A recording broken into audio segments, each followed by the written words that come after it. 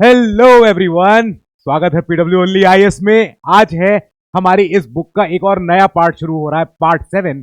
यहां पे हम पढ़ेंगे सारे के सारे कॉन्स्टिट्यूशनल बॉडी।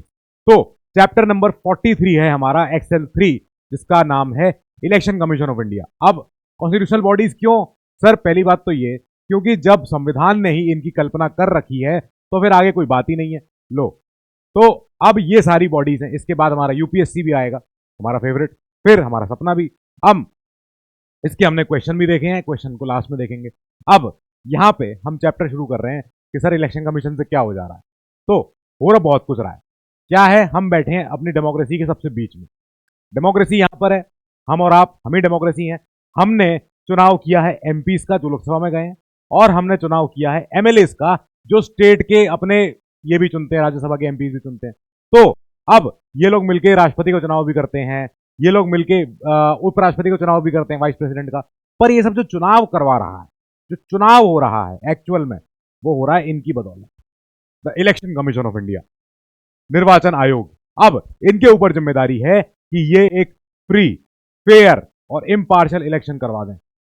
मान लो अगर कल को इलेक्शन कमीशन ऑफ इंडिया ऐसा बोल दे कि जो आदमी वोट नहीं डालेगा, हम उसके वोटर आईडी कार्ड को आधार कार्ड से ऐसे लिंक करके, पैन कार्ड से लिंक करके उसके बैंक अकाउंट से पैसे काट लेंगे, तो यानी वो इलेक्शन फ्री नहीं रहा।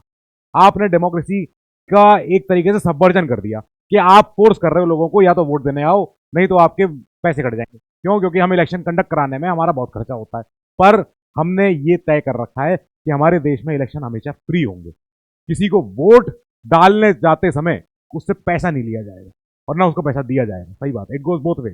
तो हमारा पॉइंट क्या है कि अगर ये बॉडी ना हो तो देश में कभी भी फेयर इलेक्शन ना हो सके। कोई हम में से, आप में से किसी को भरोसा नहीं हो पाएगा कि इलेक्शन अच्छे से हो रहा है कि नहीं हो रहा है। हम देख रहे हैं कैसे कैसे देशों में इलेक्शन हो रहे हैं नाम मात्र के। पता है क्यों? पता है क्या हुआ इलेक्शन में, और पता है कि इलेक्शन में कौन जीतने वाला है। तो ये सब होता है।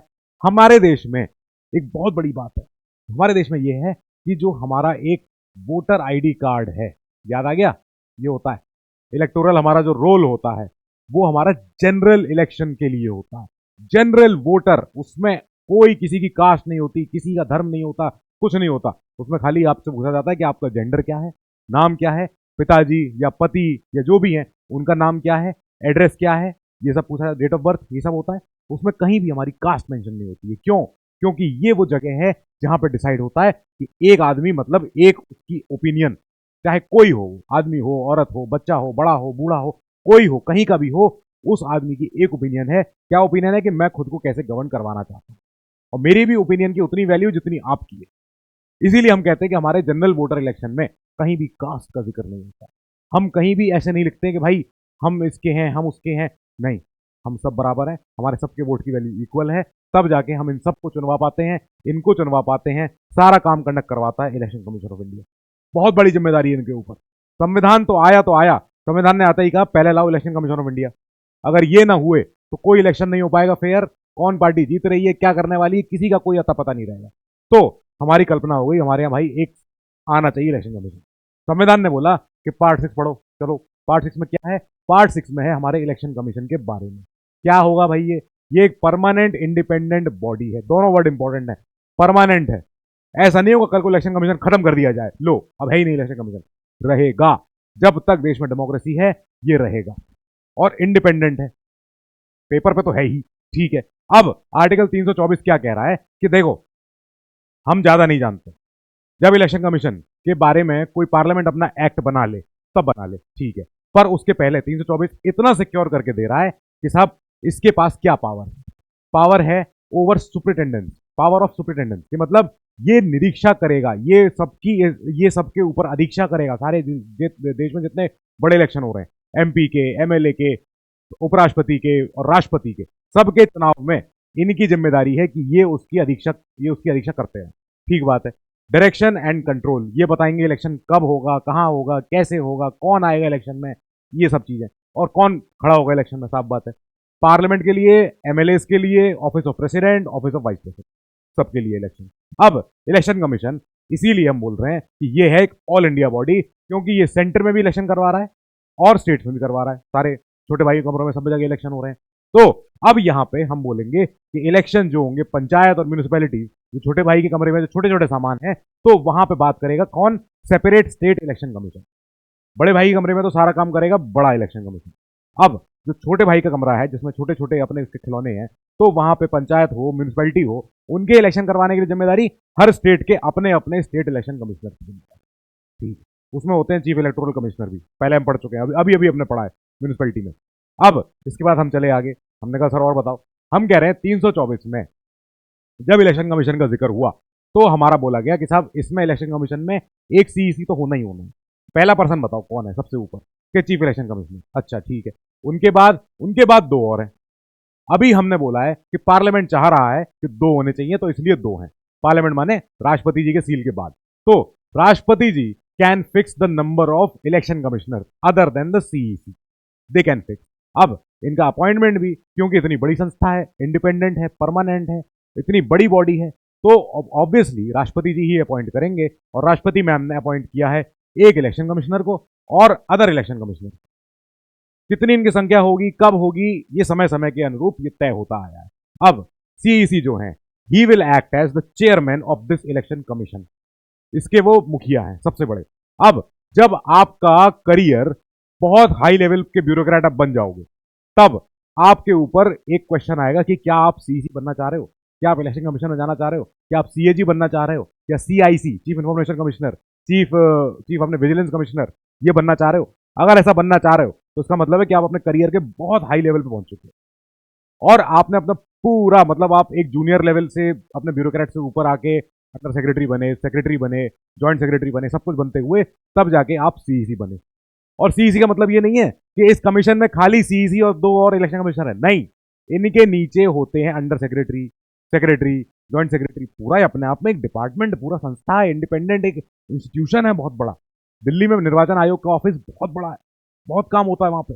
90 करोड़ वोटर्स हैं हमारे यहाँ, काम तो बढ़ेगा ही बढ़ेगा। अब क्या हुआ कि सीईसी की जिम्मेदारी हो गई कि साहब अब आप तो मुखिया हो, आपके नीचे बाकी सारे हैं।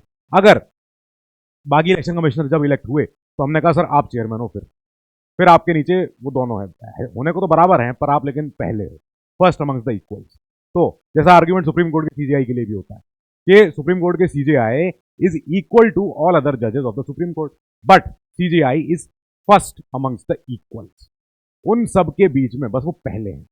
Like the council of ministers also, वहां भी हमारा सही है कि सारे के सारे मंत्री तो हैं ही, पर एक प्राइम है उनमें से, फर्स्ट अमंग्स द इक्वल।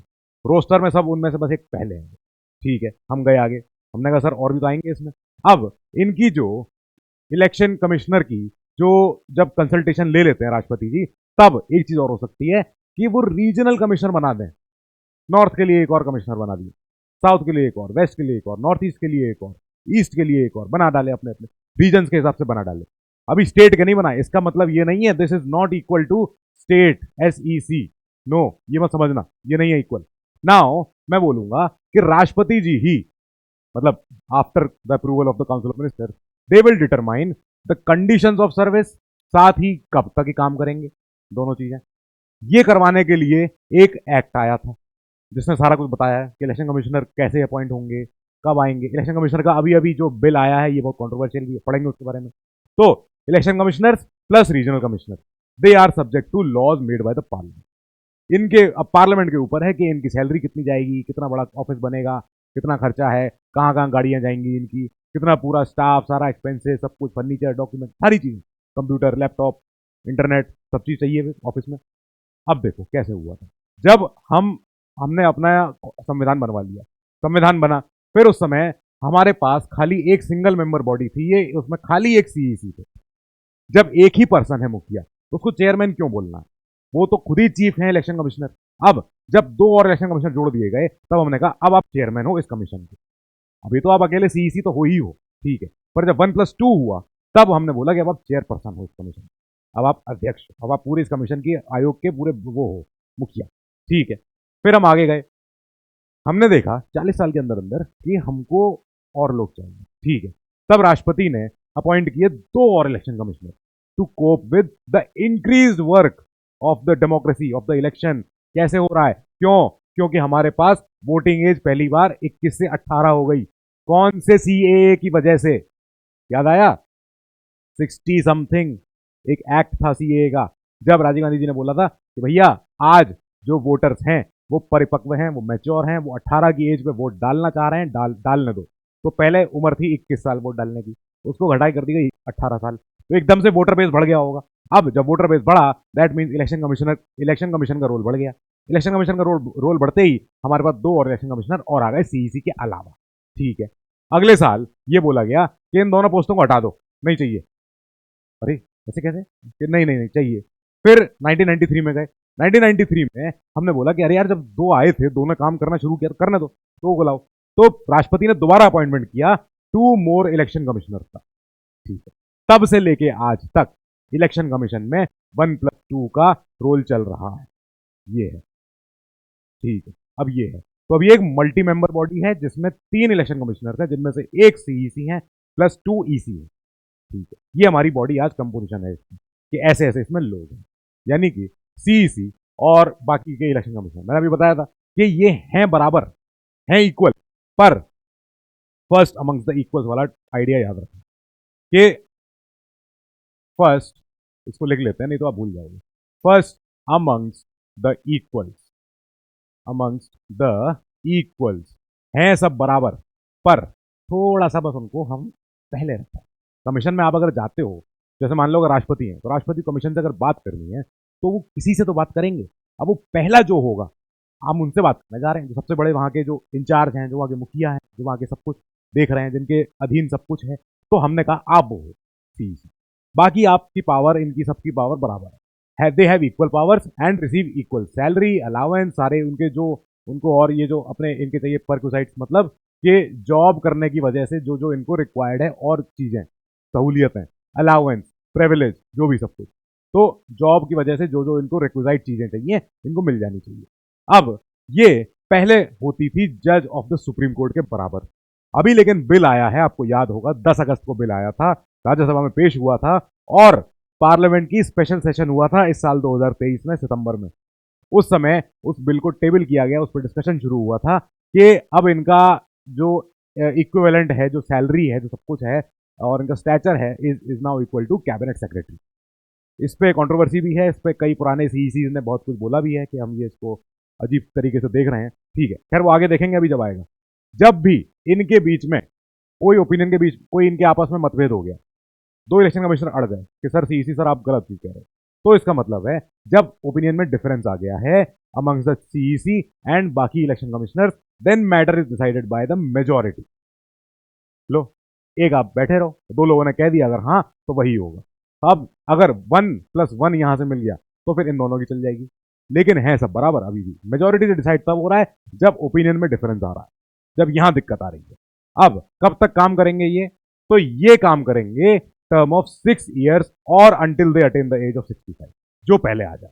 6 साल का कार्यकाल तो है ही है। आप ऑलमोस्ट रिटायर होने के कगार पे होगे जब आप सीईसी बनाए जाओगे। ठीक है, हम मान रहे हैं कि आपका कार्यकाल चलेगा 5 साल 6 साल, और अगर उसमें ही अगर आप 65 साल के हो गए तो आपको बोला जाएगा थैंक यू वेरी मच, अब आप आराम से जाएं, रिटायर हों, और आपको सारी पेंशन, सब कुछ, आपकी हेल्थ, सब कुछ मिलेगा। ठीक है, अब दूसरी चीज, दे कैन रिजाइन ऑल्सो। रेजिग्नेशन किसको लिखेंगे सीईसी साहब, बताना जरा मुझे, कौन जिसने अपॉइंट किया है, तो ये किसको लिखा जाएगा इनका रेजिग्नेशन, ये मुझे चाहिए answer. Now they can resign at any time और can also be removed before the expiry of their term. जहां रिमूव वर्ड आ गया वहां क्वेश्चन होगा। परमानेंट बॉडी का मुखिया, इंडिपेंडेंट बॉडी का मुखिया, न्यूट्रल बॉडी का मुखिया अगर रिमूव किया जा रहा है, दैट मीन्स वो आसान रास्ता नहीं है। और खासकर ऐसा ऐसा संस्थान जो कि बहुत इंपॉर्टेंट है, पिविटल है, फोकल पॉइंट है हमारी डेमोक्रेसी, इलेक्शन कमीशन। तो अगर इनको रिमूव करना है तो बड़ा भारी फिर प्रोग्राम चलाना पड़ेगा। प्रोग्राम हमको आधा कुछ पता ही है। अब इनके टेन्योर को हमने सुरक्षित किया है। 324 ने कहा है कि भाई हम अभी से प्रावधान दे रहे हैं, हम अभी से कह रहे हैं अगर इलेक्शन कमीशन को इंडिपेंडेंट काम करना है, फ्री फेयर इलेक्शन करवाने हैं, तो जरूरी है कि सीईसी का जो कार्यकाल हो वो बढ़िया हो, टफ हो। कैसे? CEC provided with the security of tenure. Tenure secure है कैसे? अगर इनको हटाना हो तो ये तभी हटाए जाएंगे जिस तरीके से सुप्रीम कोर्ट के जज हटाए जाते हैं और जिन ग्राउंड पे हटाए जाते हैं। याद आ गया कि इनका तरीका क्या है, सुप्रीम कोर्ट के जज को हटाने का तरीका, कितना बड़ा महाभियोग चलाया जाता है। उसके बाद वही 2 ग्राउंड जो सुप्रीम कोर्ट के जज के लिए लिखे हुए हैं, कौन से एम से शुरू होते हैं और आई से शुरू होते हैं, बताना। अगर इनको रिमूव करना है, करेंगे कौन? राष्ट्रपति जी, ऑफ कोर्स। जिसने अपॉइंट किया है वही रिमूव करेगा या उससे कोई बड़ा रिमूव करेगा? राष्ट्रपति से बड़ा तो कौन ही है इस देश में। तो रेजोल्यूशन जब पास किया जाए दोनों हाउसेज से विद स्पेशल मेजोरिटी, ठीक बात है, जब दोनों हाउसेज ने, लोकसभा राज्यसभा ने अपने यहां से पूरा पास करके, स्पेशल मेजोरिटी से पास करके बोल दिया कि sir this CEC needs to be removed, इन्होंने कुछ कुछ जो किया है, ग्राउंड जो हमें मिल गए हैं, जिसकी जिसकी हमने पूरी सारा जोड़ लिया है, कहानी उसकी पूरी कैलकुलेट हो गई है, इनके खिलाफ सबूत हैं, सब कुछ है, अब आप प्लीज, हमने स्पेशल मेजोरिटी से 2/3 मेजोरिटी ने पास करके इसको कह दिया कि इनको हटाया जाए। तब राष्ट्रपति जी तब हटाएंगे, जब दोनों हाउसेस से स्पेशल मेजोरिटी से ये चीज इनके पास रेजोल्यूशन पहुंच जाए। यहाँ साहब, हाँ बात तो है। इसके अलावा ग्राउंड हमारे ये रहे, एम और आई, अभी बताए थे मैंने, सामने आ गए मिसबिहेवियर और इनकेपेसिटी। अब दोनों वर्ड बहुत वेग हैं, पर बहुत इतने टफ भी हैं कि इनको समझना भी। अब मिसबिहेवियर अगर हुआ है तो मिसबिहेवियर का डेफिनेशन क्या है, सीईसी के व्यवहार के अकॉर्डिंग, ठीक है। नाउ इनकी service condition, they can not be varied to disadvantage after his appointment. अगर कल को कोई पार्टी जीत के आती है इलेक्शन और कहती है कि इलेक्शन कमिश्नर आपने जो है इलेक्शन इलेक्शन के दौरान हमारा साथ नहीं दिया था, हमारे देखो उस वाली कॉन्स्टिट्यूंसीज, हमारा देखो एमपी जीत नहीं पाया, मिनिस्टर नहीं बन पाया, तो इसका मतलब ये नहीं है कि इलेक्शन कमीशन को अगले दिन बोल दिया जाए कि आज से आपका ऑफिस दिल्ली से उठा के भेजा जा रहा है नोएडा, लो जाओ, नहीं, ऐसा नहीं होगा। वही वही आपके, अगर आपका अपॉइंटमेंट हो गया है तो आपकी कंडीशन जो आपके ऑफिस की है, they can not be varied to your disadvantage, उस तरीके से कम नहीं की जा सकती। अब सीईसी का जो बंगला है जो आज अशोका रोड पे है, वो बहुत बड़ी बात है, और वो बंगला ऑफिशियल है, वहाँ सीईसी का निवास होता है। तो अब ऐसा नहीं हो सकता कि उनको उठा के बोला जाए कि नहीं नहीं आप जाओ ईस्ट दिल्ली में काम करो जाके, नहीं हो सकता, ये गलत है, ठीक है। इसके बाद एनी अदर इलेक्शन कमिश्नर और a regional commissioner, they can not be remove from office except, जब तक कि सीईसी उनको रिकमेंड ना करें कि इनको हटा दिया जाए। सीईसी ने कह दिया कि ये जो मेरे जो दोनों जो ईसी हैं, इलेक्शन कमिश्नर्स हैं, मैं नहीं चाहता हूँ, हटाओ इन्हें। तो तब इन्हें हटाया जाएगा जब इनकी तरफ से रिकमेंडेशन आ गई सीईसी साहब की, ठीक है।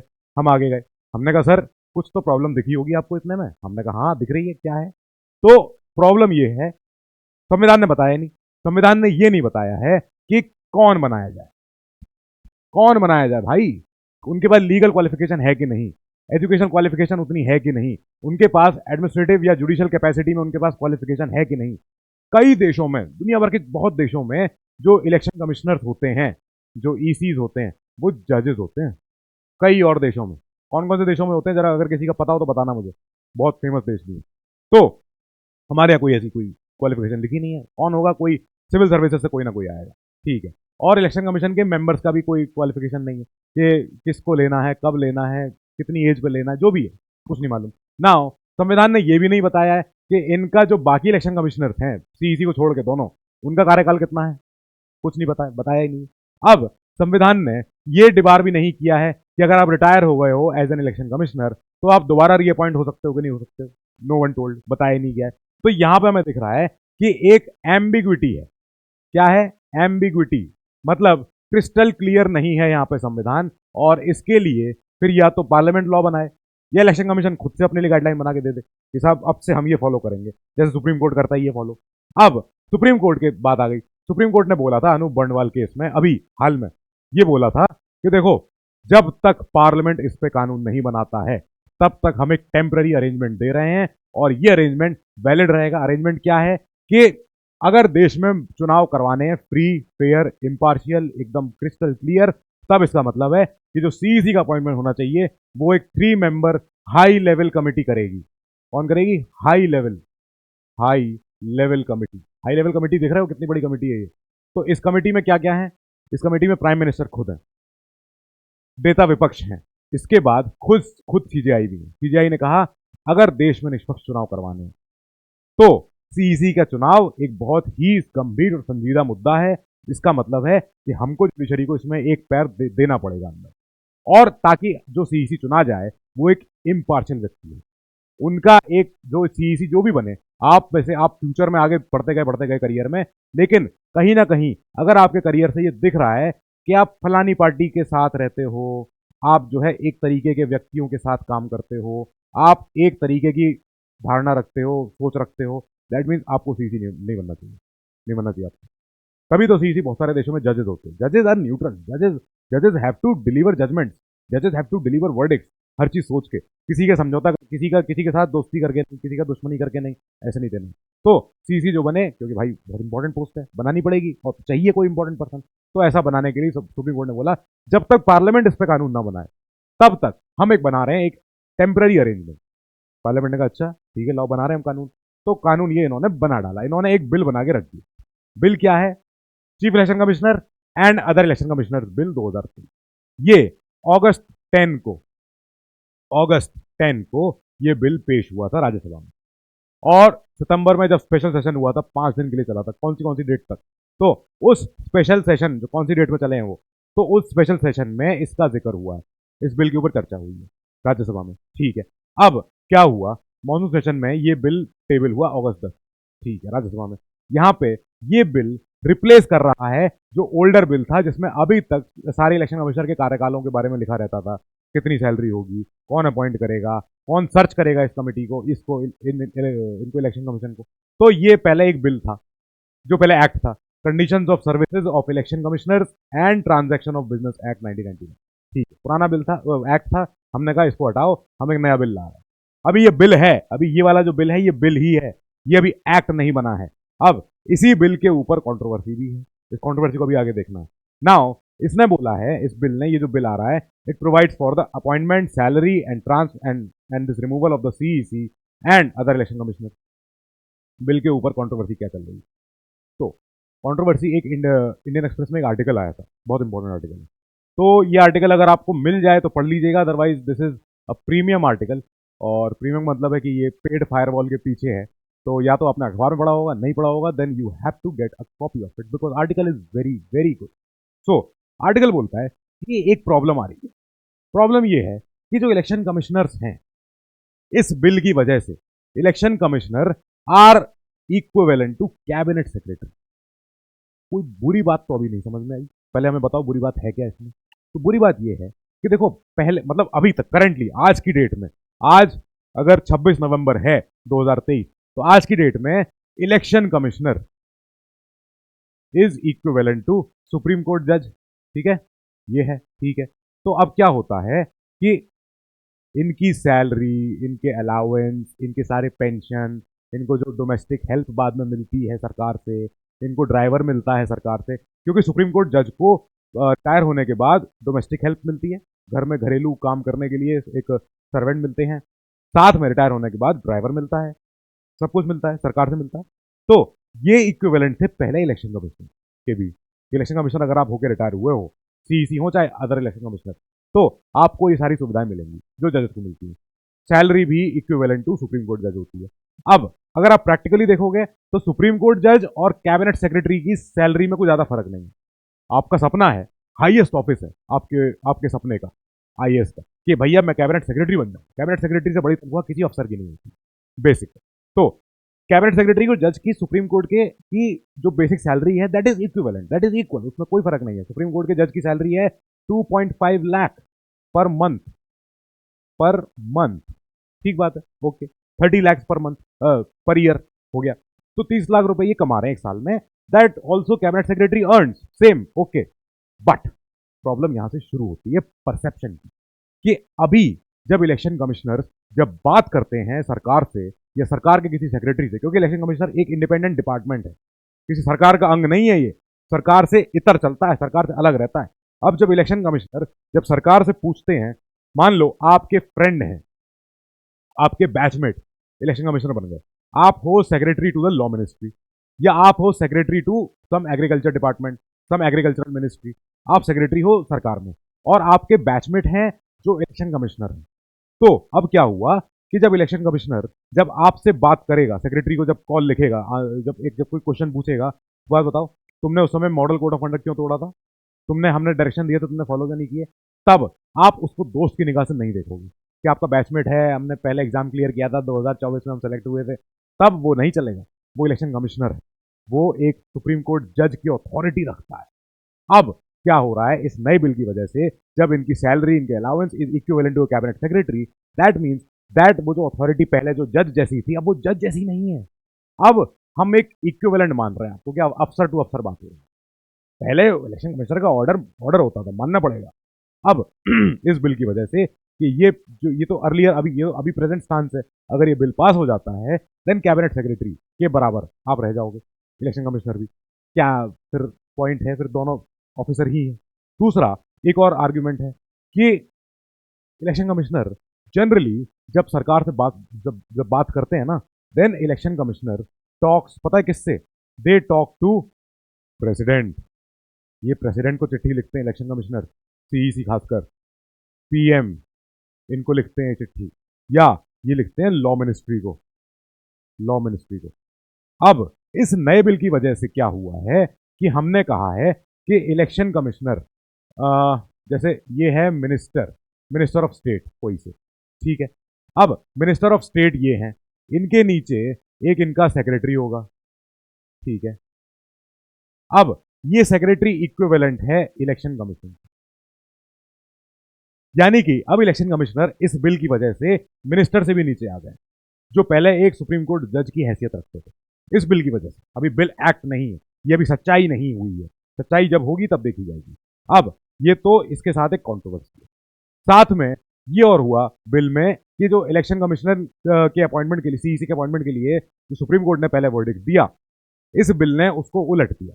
इस बिल ने बोला कि भैया ऐसा है, सीईसी और बाकी EC they will be appointed by president. Okay ठीक है, यहां तक सेम है। अब यहां पे कैसे होगा कि राष्ट्रपति को रिकमेंडेशन दी जाएगी by a selection committee. Selection committee में कौन कौन है? पीएम है, ठीक है, लीडर ऑफ अपोजिशन है, ठीक है, साथ में इनके साथ हैं एक और union cabinet minister nominated by the prime minister, possibly law minister और होम मिनिस्टर, कोई भी हो सकता है, यूनियन मिनिस्टर कोई भी सभी आ जाए, काउंसिल ऑफ मिनिस्टर्स में से कोई भी एक मिनिस्टर। तो यानी कि 2 minister, okay, and 1 LOP, leader of opposition. अब सीजेआई का इसमें जिक्र नहीं है, जो सुप्रीम कोर्ट ने पहले बोला था कि इतने बड़े ऑफिसर्स को अपॉइंट करवाने में सीजेआई की भूमिका होनी चाहिए, दिस बिल सेज जरूरत नहीं। नहीं। अब एक और पॉइंट है कि कमेटी रिकमेंडेशन देगी राष्ट्रपति को, पर कमेटी के पास नाम कहां से आएंगे? आसमान से? नहीं। कमेटी से पहले एक बनेगी search committee. Search committee, search committee में कौन होंगे? कैबिनेट सेक्रेटरी और ऐसे 2 और अफसर जो सेक्रेटरी की रैंक रखते हो, 2 other secretaries to the government of India. तो आप जैसे फ्यूचर के ऑफिसर पहले सेलेक्ट करोगे अपने बैच में से या अपने सीनियर्स में से या अपने जूनियर्स में से कि हम किन का नाम दें इस रिकमेंडेशन कमेटी को, सिलेक्शन कमेटी को। सर्च कमेटी में आप हो, सिलेक्शन कमेटी में आपके बॉसेस हैं, पीएम हैं और 2 मिनिस्टर हैं, और साथ में एक हमारे लीडर ऑफ अपोजिशन भी है। ठीक है, चलो, ये इस बिल के साथ कॉन्ट्रोवर्सी। अब हमें देखना है इलेक्शन कमीशन की पावर क्या क्या है। बहुत बड़ी चीज, पावर बहुत कुछ है, बहुत ज्यादा पावर है, इसीलिए इस इलेक्शन कमीशन को कंट्रोल करने की बहुत ज्यादा लोग ऐसी बातें करते हैं कि साहब कंट्रोल हो जाए, ये हो जाए, वो हो जाए। अब समझो बात, सबसे बड़ा इनका काम है डिलिमिटेशन। ये समझो पहले क्या हो रहा है कि देखो इलेक्शन कमीशन का रोल क्या है? चुनाव करवाना, ठीक है। चुनाव करवाने के लिए क्या होना चाहिए? एक एरिया होना चाहिए जहां से कोई चुन के आएगा। पहले उस एरिया की हमें बताओ, उस एरिया में कौन लोग रहते हैं, वो एरिया कितना बड़ा है, वो एरिया में कितने लोग रहते हैं। तो ठीक है, ये तय हो रहा है डिलिमिटेशन कमीशन एक्ट की वजह से। कैसे? क्योंकि parliament can determine the territorial areas of the ये जो हमारी जो ये होती कॉन्स्टिट्यूंसी होती है। नाउ कैसे पता चलेगा? Delimitation commission act of parliament. Delimitation commission act parliament ने समय समय पर लेके आया है। कब कब? 52 में, 62 में, 72 में, 2002 में। ये क्या होता है? जब जब सेंसस हुआ है, सेंसस माने जब जब हमारा सारा काउंटिंग होती है, देश में कितने लोग हैं, कितनी पॉपुलेशन है, कितनी कितने तरह के लोग हैं, कहाँ कहाँ पे हैं, कौन कौन पहाड़ों पे है, कौन नदियों में है, कौन कहीं और है, ठीक है। अब हर सेंसस के बाद एडजस्टमेंट होता है, वापस से रीएडजस्टमेंट। कहाँ कहाँ पे? Allocation of seats in the Lok Sabha, सारे स्टेट्स की कहाँ कहाँ कितनी कितनी सीटें लोकसभा में है। साथ ही हर स्टेट में division of each state into territorial constituency, her state में कैसे कैसे जिलों को काटा मोड़ा जाए कि सारी पॉपुलेशन बराबर दिखे, इक्वल नंबर ऑफ पॉपुलेशन देखे रिप्रेजेंटेशन के लिए, ठीक है। अब आर्टिकल 82 ने बोला कि ऐसा है, पार्लियामेंट बाय लॉ, पार्लियामेंट कानूनन तहत, मतलब कानून के तहत बनाएगा delimitation act after every census. जब सेंसस होगा पता चलेगा नई पॉपुलेशन कितनी है, कम हुई है, ज्यादा हुई है। फिर इसी वजह से पार्लियामेंट ने बनाए हैं 3 बार 4 बार अपने अपने डिलिमिटेशन कमीशन एक्ट। इसकी वजह से नई नई टेरिटोरियल कॉन्स्टिट्यूएंसियां आपस में दिखी हैं। कोई 2 जिलों को जोड़ के एक बना दिया, कोई 2 जिलों को काट काट के 3 बना दिए, 4 बना दिए, वो सब करना। अब इसकी इसी को कहते हैं डिलिमिटेशन करना। डिलिमिटेशन का मतलब ये होता है प्रोसेस ऑफ फिक्सिंग लिमिट्स और boundaries of territorial area, territorial constituencies in the country और a province having a legislative body. यही है, यही काम है कुल मिला के। तो अब कैसे हो रहा है, क्योंकि क्या होगा, पॉपुलेशन जिसकी ज्यादा है उस सीट ज्यादा होंगी, सही बात है। जिस स्टेट में ज्यादा पॉपुलेशन उस स्टेट में ज्यादा सीट है। तो इसीलिए साउदर्न स्टेट्स जो हैं साउथ के, ये लोग परेशान हैं। ये लोग कह रहे हैं कि जब UP, north, MP, Bihar, Rajasthan, ये सब इतने जो स्टेट्स हैं यहाँ पॉपुलेशन बढ़ जाएगी और साउथ ने उल्टा मेहनत करी है पॉपुलेशन कम करने में, तो हमारा तो नुकसान है आगे चल के। क्या होगा, southern states are raising voices over delimitation of constituencies. कैसे? क्योंकि डिलिमिटेशन अगर पॉपुलेशन के बेसिस पे हुआ, पॉपुलेशन में तो साउथ हार जाएगा, साउथ ही हार जाएगा पूरा का पूरा। Karnataka, Tamil Nadu, Kerala, they are doing good in controlling the population, and UP, Bihar, Jharkhand, Rajasthan, MP, Punjab, Haryana, यहाँ पॉपुलेशन तो खूब है। और क्यों ना हो, क्योंकि हमारे यहाँ गंगेटिक प्लेन्स हैं, हमारे यहाँ रिवर बेसिन्स हैं, तो हमारे यहाँ जाहिर बात है फर्टाइल सॉइल है, हमारे यहाँ ज़्यादा क्रॉपिंग होती है, ज़्यादा इंडस्ट्री है हमारे यहाँ, ज़्यादा हमारे यहाँ लोग हैं, रिसोर्स ऑलरेडी हैं, तो पॉपुलेशन भी ज़्यादा होती है। खैर, पॉपुलेशन ज़्यादा हुई, इसका मतलब प्रपोर्शन बढ़ गया नंबर ऑफ सीट्स का। More population means more seats, साफ बात है। अब संविधान ने एक चीज कह रखी है कि हम नहीं जानते कैसे करोगे, पर ये करोगे। क्या करना है? इंश्योरिंग यूनिफॉर्मिटी ऑफ रिप्रेजेंटेशन, कि ऐसा ना हो कि एक एमपी चुन के आ रहा है 10 लाख से, 10 लाख आबादी से, और एक एमपी चुन के आ रहा है 2 लाख आबादी से। ये नहीं हो सकता। यूनिफॉर्मिटी लाओ, कैसे लाओगे तुम जानो, डिलिमिटेशन एक्ट जाने, डिलिमिटेशन कमीशन जाने, इन्हीं का काम है ये। इसका मतलब है number of seats in Lok Sabha of a state, इसको इक्वल करना है पॉपुलेशन ऑफ द स्टेट के बराबर है, ठीक है। बिटवीन द डिफरेंट स्टेट्स हमें इक्विटी करनी है। ऐसा नहीं हो सकता कि हिमाचल से एक एमपी चुन के आ रहा है 2 लाख लोगों से, और यूपी से एक एमपी चुन के आ रहा है 50,000 लोगों से, लो, क्योंकि यूपी में सीटें बहुत ज्यादा है। ऐसा नहीं होना चाहिए। Number of seats in the Lok Sabha of a state, एक स्टेट की कितनी सीटें हैं, मान लेते हैं यूपी है, तो यूपी की 70-75 विधानसभा अपनी लोकसभा सीटें हैं, ठीक है। उसकी number of population of the state जितनी भी है उसकी पॉपुलेशन, अब यूपी की पहले 21.9 करोड़ है, ठीक है। तो इतनी करोड़ ऑफ पॉपुलेशन है, ये इक्वल रेशियो होना चाहिए सारे स्टेट्स का। कैसे करोगे तुम जानो, जो भी निकालना है, जो भी करना है देख लेना। अब दूसरी बात बोला, this should be same for all states, पहली बात। दूसरी चीज, एक ही स्टेट के अंदर सारी विधानसभा की सीटें जितनी है, टेरिटोरियल कॉन्स्टिट्यूएंसीज हैं, उनमें भी इक्विटी लानी है तुम्हें। कैसे? यानी कि यूपी में अगर मान लो इतने जिले हैं, मान लो अभी अगली बार और बढ़ जाते हैं, तो ऐसा नहीं हो सकता कि आगरा से आ रहे हैं 3 विधायक 20 लाख की आबादी, 40 लाख की आबादी पे, और लखनऊ से आ रहे हैं 12 विधायक 50 लाख की आबादी पे। This is not equal, this is not fair. इसको भी आपको इक्वल रखना है, ये नंबर भी आपको इक्वल करना है, ठीक है सर, करेंगे, ये भी करेंगे। डिलिमिटेशन कमीशन का यही काम है कि एक बार सेंसस हो जाए देश में, सेंसस के बाद हम नई नई बाउंड्री खींच देंगे, नए नए स्टेटों को, नए नए जिलों को आपस में तोड़ मरोड़ के बना देंगे, ठीक है। यही काम है इनका। अब ये इनको काम करके निपटा के देना है इलेक्शन कमीशन को। इलेक्शन कमीशन के साथ फिर प्रॉब्लम आएगी। प्रॉब्लम क्या आएगी कि अगर सेंसस हो जाता, डिलिमिटेशन हो जाता, तो यूपी में अब तक बढ़ गई होती 13 सीटें और तमिलनाडु जीत हार गया होता 10 सीटों से। ये प्रॉब्लम है। नाउ पॉपुलेशन यहाँ पे किस कौन से फिगर की बात हो रही है? पॉपुलेशन माने वो फिगर जो पिछले अभी लास्ट सेंसस जो हुआ होगा वहां से जो नंबर निकल के आया। Population means the population as ascertained at the preceding census of which the relevant figures have been published. कि जो भी लास्ट सेंसस हुआ, अभी आखिरी सेंसस हमारा कब हुआ था? लास्ट वाला सेंसस। उसमें यूपी की पॉपुलेशन कितनी है, देश की पॉपुलेशन कितनी आई है, तो वो माना जाएगा कि ये हमारी पॉपुलेशन है इस समय, सीटें काटने के लिए, जिले काटने के लिए, ये सब इक्वल करने के लिए, ठीक है। ये हो गया। आगे बताओ पावर और क्या है? अगली पावर है इनकी कि भैया तुम्हारा मेन काम है, आप तैयारी करो और पीरियडिकली रिवाइज करो इलेक्टोरल रोल्स। एक जिले में, एक वार्ड में, एक स्टेट में कितने लोग हैं जिनके पास वोटर आईडी कार्ड है, जो जाके बटन दबा के वोट दे सकें, तो उसको तैयार करने की जिम्मेदारी आपकी है। सारे to register all the eligible voter. कौन से एलिजिबल वोटर होंगे? हम और आप, जो 18 साल से ऊपर है, हम वोट दे सकते हैं। अब कोई लोग वोट नहीं दे सकते हैं जो कि स्पेसिफिक कानून का उल्लंघन किए हुए हैं, वो लोग वोट नहीं देंगे, वो इनएलिजिबल हैं, बाकी सारे एलिजिबल हैं।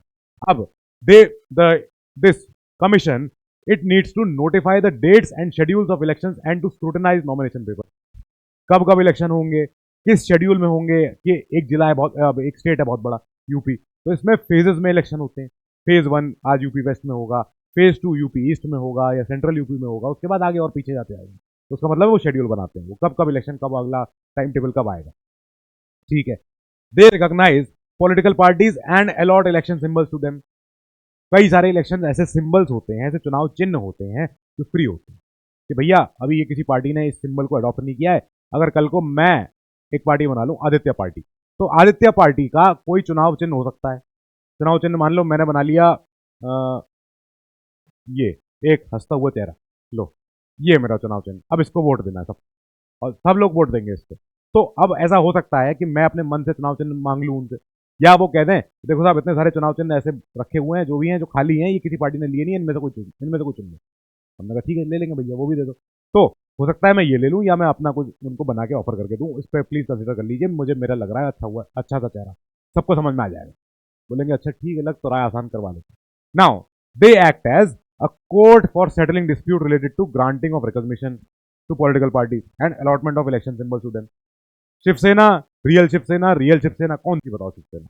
तो अब ऐसे में इलेक्शन कमीशन की ऊपर जिम्मेदारी जाएगी, अब बताओ तय करो, दोनों लड़ रहे हैं एक ही नाम के लिए, ठीक है, एक फैक्शन है, दो पार्टियों के बढ़ गए आपस में और कह रहे हैं कि नहीं नहीं हम भी शिवसेना है तुम भी शिवसेना हो, तो बताओ है कौन शिवसेना। ठीक है।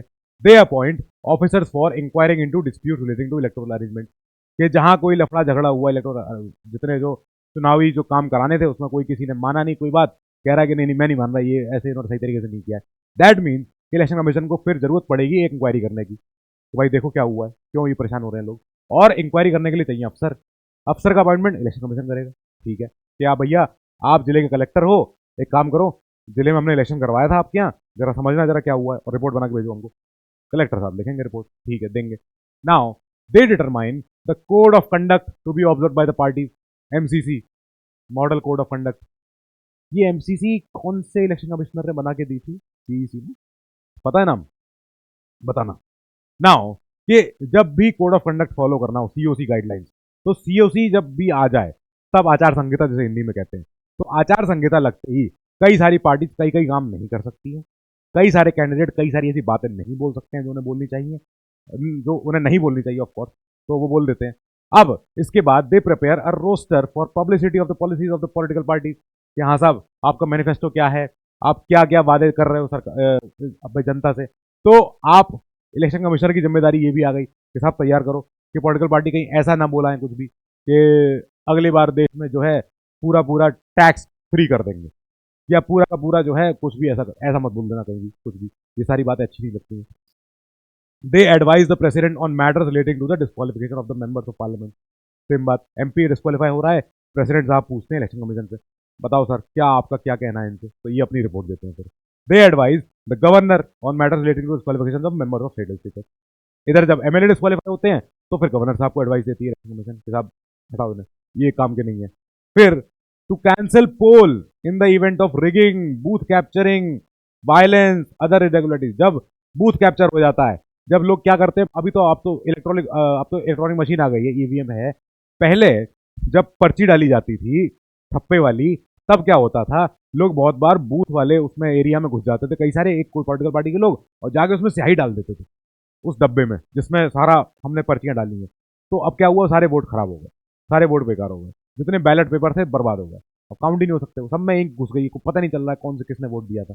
तो उसका मतलब कि वहां पे जो है रिगिंग हो गई है, बूथ कैप्चर, बूथ हाईजैक हो गया है, बूथ कैप्चरिंग हो गई है, बूथ पर कब्जा कर लिया लोगों ने, पॉलिटिकल पार्टियों ने जाके ऐलान कर दिया, आंदोलन कर दिया और ले गए 200 लोग लेके पहुंच गए वहां, पुलिस पुलिस भाग गई वहां से।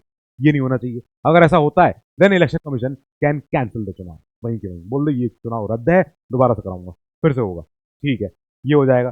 फिर इनकी अगली power to request the president और द गवर्नर अगर स्टेट में, for requisitioning of the staff necessary for conducting election, कि जब दोबारा भैया दोबारा चुनाव कराने पड़ेंगे, दोबारा अफसर लाओ और चाहिए, स्टाफ कम पड़ गया हमको और लाओ, लाके देंगे, चाहे राष्ट्रपति से मांगे चाहे गवर्नर साहब से मांगे। अब they supervise the machinery of election throughout the country to ensure free and fair election, तो पूरे देश में देखना होता है कि भाई कर्नाटका में चुनाव वैसे ही हो जैसे यूपी में हो रहे हैं, या फिर केरला में जो हमने ईवीएम यूज करी है वैसी ईवीएम दिल्ली में यूज हो, ये सब चीजें ये भी देखनी पड़ेंगी। टू एडवाइज द प्रेसिडेंट, राष्ट्रपति को एडवाइस देते हैं कि कहाँ इलेक्शन नहीं हो सकते हैं भैया, स्टेट जो है बहुत बदहाल हो रखा है, स्टेट में नहीं इलेक्शन करा पाएंगे इस समय, स्टेट में कॉन्स्टिट्यूशनल मशीनरी का ब्रेकडाउन हो गया है, प्रेसिडेंट रूल लगा दो, जो करना है कर दो, हम अभी इलेक्शन नहीं हो सकते। ठीक बात है। Whether elections can be handled in a state under राष्ट्रपति शासन in order to extend the period of emergency after 1 year. ठीक बात है। अब यहाँ पे they register political parties also for the purpose of elections and grant them the status of national और state parties on the basis of their poll performance. आपको याद है देश में कितनी नेशनल पार्टीज हैं? National party, national party. अब पहली बात तय कैसे होती है? इनका भी पूरा अपना सेट तरीका है कि आपको लोकसभा में 2 सीटें कम से कम चाहिए, या आपको विधानसभा में इतनी सीटें चाहिए, इतनी परफॉर्मेंस आपकी होनी चाहिए। तो वो सब इनके बहुत सारे इनके क्वालिफिकेशन होते हैं, कौन सी पार्टी नेशनल पार्टी कहला सकती है और देश में अभी कितनी है और लेटेस्ट कौन सी बनी है। ठीक बात है। हम चले आगे। इनका सपना क्या है, इनका दृष्टि क्या है, इनका अरमान क्या है, मिशन क्या है, और ये क्या किस सिद्धांतों पर चलते हैं, ये सब देखना है।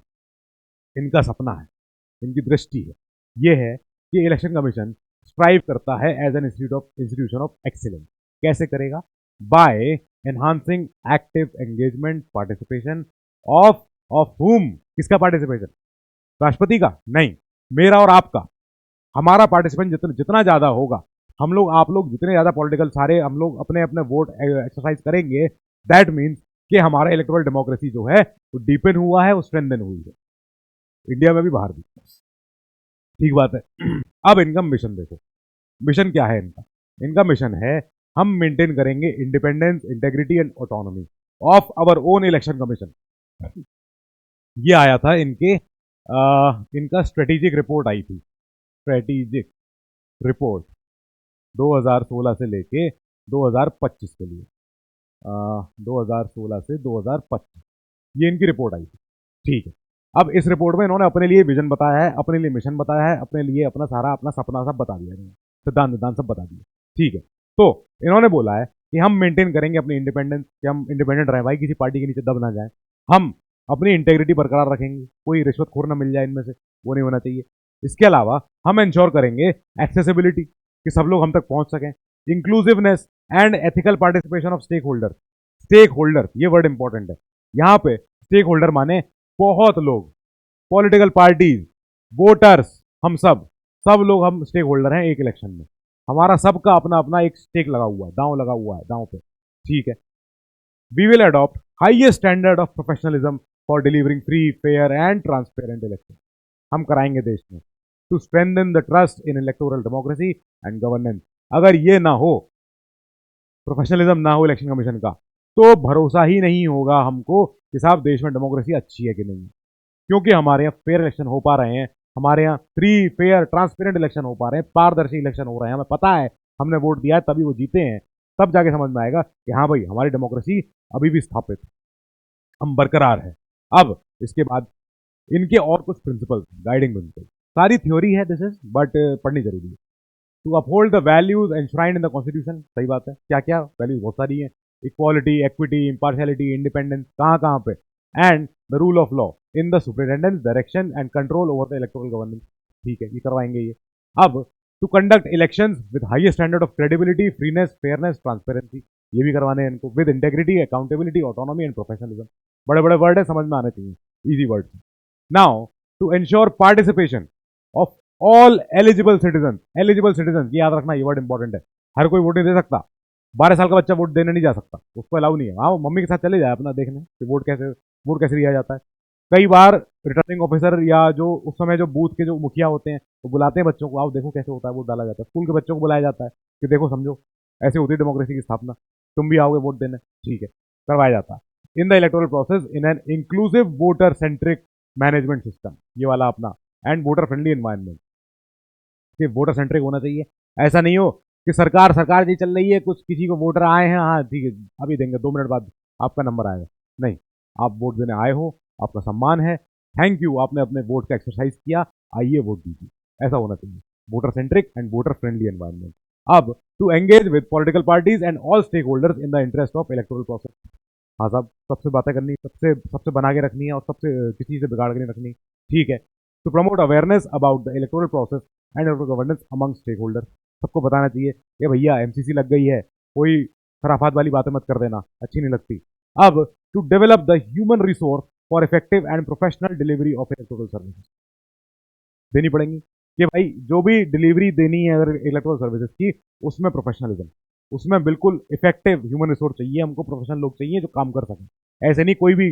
अब अगर कोई ऑफिसर है, वो ऑफिसर बोल रहा है कि सर मेरे पास ऑलरेडी लोड है, मैं अभी इलेक्शन कमीशन का रोल नहीं निभा सकता हूँ, दैट मीन उनको मतलब कि आप नए लोग ट्रेन करो जो नए लोग ये भार उठा सकें, ये एडिशनल चार्ज उठा सकें। ठीक बात है। To build quality infrastructure for smooth conduct of electoral process, जैसे पुराने जमाने में पूछिएगा पापा मम्मी लोगों से कि वोटिंग वाली जो मशीन होती थी कैसे कैसे छोटे छोटे स्कूलों में कॉलेजेस में जाती थी, पता नहीं चलता वहाँ वोटिंग सेंटर है भी कि नहीं है। अब कई बार ऐसे मेरे दोस्त रहे थे जो वोट देना चाहते थे पर उन्हें पता ही नहीं है कि उनका वोटिंग स्टेशन कौन सा है, उनका वोटिंग बूथ कौन सा है, वो कौन से वार्ड में आ रहे हैं, कौन से एरिया में आ रहे हैं। लो, पता ही नहीं, को बता ही नहीं, को बताने वाला है ही नहीं, क्योंकि हमारे पास क्वालिटी इंफ्रास्ट्रक्चर नहीं है for the smooth conduct of electoral process. नहीं था स्मूथ, हमारा काम हो ही नहीं पाया। लड़के ढूंढ रहे हैं अपना अपना लेके फोन, भैया कोई तो बता दो हमारा ये कहाँ है, हमारा कहाँ जाए वोट देने। तो ठीक है भैया, ये भी है। टू अडॉप्ट टेक्नोलॉजी, ईवीएम और वीवीपैट, वीवीपैट इसका एग्जाम्पल है। वीवीपैट फुल फॉर्म क्या होती है? वीवीपैट, और सुप्रीम कोर्ट ने इसके ऊपर कुछ बोला भी था इस बार ये इलेक्शन में, अब 2019 के इलेक्शन में, 2019।